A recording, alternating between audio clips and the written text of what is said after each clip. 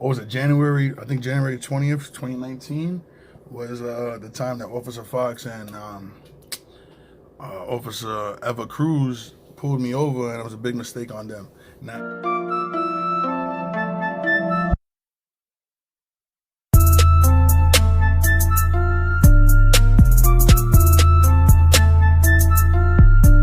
now I got a bunch of feedback saying that it wasn't that important or it wasn't that big of a deal, and I made it seem like I was gonna get beat up. Prior to these officers pulling me over, I have gotten pulled over in New York City over 40 times in an 8 to 9 year span. Pretty much 10 to 12 a year, one time a month. And until I started recording these situations, it was happening every single week. Once I started putting the camera on my car, they started slowing down, and then sure enough, this situation happened, which is what I recorded and what I showed. And I have about 10 to 15 cases on NYPD officers. Not necessarily lawsuits. I'm not doing it for the money. It's just CCRB cases. And a lot of officers out there will tell you that CCRB doesn't do anything. And the reason why they're telling you that is because they don't want you to go to CCRB. They feel like it's a joke, and they feel like they shouldn't have to respond to the Civilian Review Complaint Board. Right? Well, officers, y'all mistaken. I know CCRB does work, and that's why I'm doing this, to make sure that all the citizens get their ass to the CCRB, even if they don't feel like it's worthy. Any situation is definitely worthy. I've gotten officers in trouble just for not giving me their business card, and a business card pretty much says name, information. It's funny how I have one right in front of me. Boom, right? Just from them not giving me this card, they lose 10 days pay. So don't think it's not worth it. It's definitely worth it. As long as you know your rights, you know your laws, and you know protocol with the NYPD or with any police officer, you could kind of change the situation from going bad or being bad to actually being good and positive on your end. And honestly, all the situations that I've been in, everybody has told me that I'm crazy and I don't know what I'm talking about. And then 4 or 5 months go by, and CCRB writes to me and they say, "Hey, sorry, Lucas, but you were correct, and we apologize for the situation, and this is what happened with this particular officer." And it's hard to kind of explain that to people and show that to people, because it's kind of like, do I really want to just snitch on every single cop that I speak to and say exactly what happened? The overall story is that something is happening, right? That particular time when Officer Fox and Cruz pulled me over, they racially profiled me. They pulled up to my car. They seen the white Impala. I had a seatbelt on. The camera was rolling. You guys saw that. I was literally going 3 blocks away. I was at a red light. They come to the left side of their left side of the vehicle. Yeah, my left side of the vehicle also. And they stare at me. And so when they stare at me, at this point, I'm already over the police thing. I kind of look at him like, whatever, I don't know what you're looking at. And he goes down the block and makes a U-turn. And they pull me over. They pull me over for a dirty bumper, right? So in reality, that was a bullshit stop. There was no reason for them to stop me. And they made it seem like I had something to hide and that I tried to park. And because I did try to park, I parked the car and I was like, let me go and get a soda and let them drive by. That's something that in New York City they always do. They'll tailgate you for 2 or 3 blocks and pull you over and say that you ran the red light or you ran the stop sign. There's always a fake excuse, right? So at this particular time, they didn't have any excuse. I was at a red light. So I pull over. They proceed to pull me over and say that I have out-of-state plates and that I have a dirty bumper. And it was just looking suspicious. And I said, I don't know what you're talking about. I don't know what suspicious looks like, because I'm not suspicious at all. And they're like, oh, you know what I mean. I'm like, I don't know what you mean. And the thing is that they're trying to settle you down now because they already made a mistake. And that's what happened with those 2 particular officers. They already stopped me for no reason, and they felt like they had something. They they thought I was somebody, and they were going to find something in my car. And once they realized that I'm somebody that doesn't tolerate the bullshit, they kind of try to let me go with like a warning, where there's no such thing, and it's just called courtesy. And at the end of it, I asked for their business cards, like I said, which is literally right here, and they refused to give it to me. And this is in the beginning. They refused to give it to me, and I said, I don't understand why. And they said, oh, I don't have any more. And then as I did this multiple times to other officers after that, they kind of told me the same story if they didn't have anything. CCRB gives you a mediation. Mediation is when you go into a room with these officers, and so yeah, we're in there, and these officers done apologized in those rooms. So I knew I was right. But the point is that they want you to stop it at that mediation. You have the right after the mediation, or even before the mediation, to say forget about the mediation and send it directly to investigation.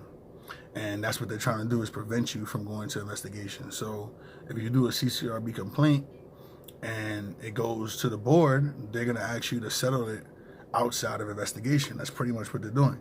It's kind of like settling it outside of court. So, hey, you're not going to sue, but can we have a conversation just to settle it off so we don't have any future problems? It's pretty much what they're saying. But you have the right to say, no, I don't care. And I actually had these conversations with these officers and still send it to investigation because those officers are not my friend, right? And you got to understand that also. They were there to hurt you the first day. And now that you have them and on your side, or you have the city on your side, now it's kind of like, oh, well, we didn't mean it like that, and we apologize, and can you just hold off with this CCRB? And in reality, if you was a cop, you would want somebody to not do the CCRB, but I'm not a cop, right? I'm sending that shit to investigation, and that's exactly what happened. And investigation goes by, and they do a 6 months investigation, and I'm pretty sure in the background they tell these officers that you guys messed up and do not deal with this man again, because if you do, it's a possible lawsuit and you're qualified immunity, and they don't get in trouble for it, right? So that's qualified immunity. But if they do it knowingly, making a mistake, then their qualified immunity goes out the window, and they could be subject to lawsuit by a civilian such as myself, right? I hope y'all getting it. Like I said, there's a lot of stuff to talk about, and it's hard to jam it in one video. I'm telling you as much as I can to keep y'all retention, keep y'all focused, and then on to the next one. I have a lot of information to tell you, but it's not that easy just to keep on mumbling without you guys getting it. But pretty much after the mediation, investigation, CCRB, they take away 10 days pay from any officer that made a mistake. I'm pretty sure that's across the board, 10 days pay. And that's what you're aiming for. Remember, they get 30 days pay a year, 30 days vacation. So these officers want to be outside doing whatever they're doing, trying to violate the neighborhood. That's fine. But best believe you're going to be working 365 days a year with no vacation, no time to chill with your family. That's your problem, not mine, right? So what I'm trying to teach is basically how to mold your neighborhood and mold your precinct to help you and be the right officers within your community. So not an easy job, but definitely possible. So all the people that were commenting and saying a bunch of shit about me, I honestly don't care about you guys. You guys are nobodies. Thanks for watching. Keep on watching because, right? I just need you for the view, but I really don't need you for anything else because you ain't worth any.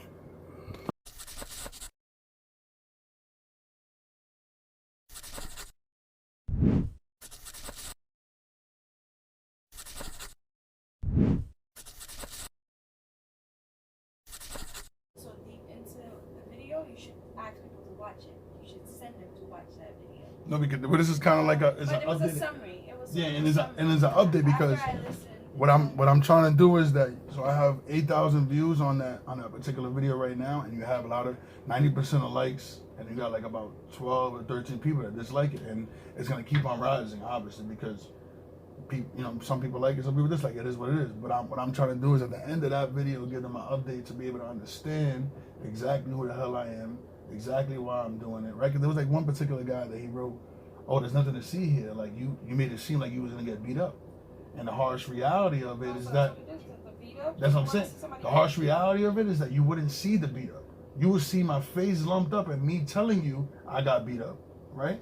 But you would never see the actual footage because they would never allow it. If I got beat up on that stop, they would have arrested me. They would have took my car in, and they would have probably got the video. So the whole point is that I got out of that stop with untouched, with no tickets, with no problems, and I went home and had no issue for the rest of my night. And that is the goal when you're leaving a traffic stop, right? Is to get home to your family. Everything else after that, you could trickle down into the court system and figure it out, and it's exactly what happened, right? So a reason why I had the video, and it's the first video, there's multiple videos after that. but it's the first video. And the more videos after that is going to show how they are really harassing me, how it's really the same MO with every single officer, right? I already posted up the second video of Eva Cruz and Melendez, and not Melendez, see, my full Melendez, right? Eva Cruz and Fox. I posted the second one up. And now one person is saying that I'm the asshole in that video, right? But I'm the asshole in the first video when I wanted the cop to wait for my ID. Reality is, I rolled my window down and I asked him what. He says ID, he still has to wait. That's the funny thing about it all. It's like, oh, roll your window down. So I'm being an asshole because I didn't roll my window down fast enough. But when I roll it down and he says, where's your ID? I'm still going to put my finger up and say, give me 1 second and look for my ID the same exact time that the window was closed. And I get it, it's a safety issue. I get it. They probably scared. But if you're this scared, then it's probably not the best stop for you.